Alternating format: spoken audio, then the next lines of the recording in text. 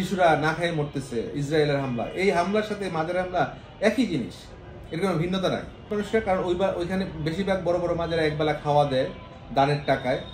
2 number হচ্ছে যে ওইখানে প্রচুর মানুষের যারা থাকার জায়গা নাই, খাবার যাওয়া নাই, নিরাশ্রয়, সংসারে বা পরিবারে তাদের জায়গা দেয় না, যাদেরকে আমরা পাগল বলি, এরকম মানুষও কিন্তু এখানে থাকে।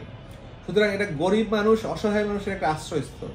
সুতরাং আপনি যখন মাজারে হামলা করতেছেন, আসলে আপনি গরিবের উপর হামলা করতেছেন, আপনি নিরাশ্রয় একটা মানুষের উপর হামলা করতেছেন, তাদের যে খাবারের ব্যবস্থা করা হয় সেই খাবারের উপর হামলা করতেছেন। তো আপনি দেখতেছেন যে আজকে গাজা শিশুরা না খেয়ে মরতেছে, ইসরায়েলের হামলা, এই হামলার সাথে মাজারের হামলা একই জিনিস, এর কোনো ভিন্নতা নাই।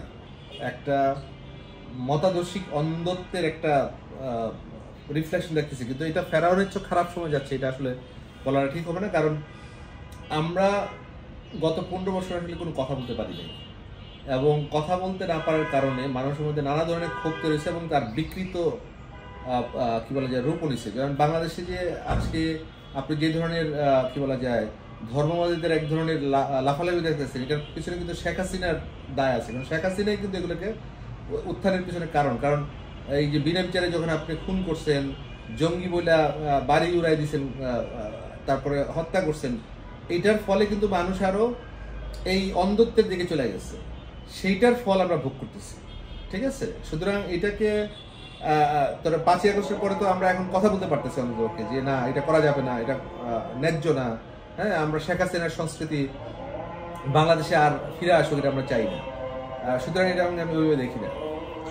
আচ্ছা, কোরআন ভবনের ব্যাপারটা আমি ডিটেল জানি না, তবে পত্রিকায় যদি আমি দেখলাম, যদিও ডিটেল না, নিশ্চয়ই কোনো ধর্মের উপরেই বা কোনো ধর্মগ্রন্থের উপরেই অন্যের অশ্রদ্ধাটা এইটা ভালো জিনিস না। এটা মূল্যবোধের দিক থেকেও আমি মনে করি যে গণতন্ত্র বিরোধী, কারো উচিত না এইটা করা।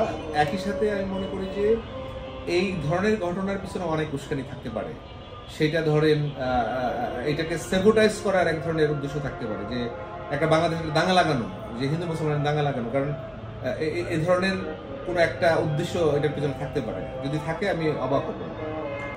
আচ্ছা, মাজারগুলি ভাঙা প্রতিরোধ করার জন্য সরকারের দায়িত্ব ছিল, কিন্তু যেহেতু গণঅভ্যুত্থানের পরে আমাদের পুলিশ মনোবল হারিয়ে ফেলছে এবং একটা কি বলা যায় আইন শৃঙ্খলা পরিস্থিতির নিয়ন্ত্রণের জন্য যে পুলিশ বাহিনী, শক্ত পুলিশ বাহিনী দরকার, সেটা নাই।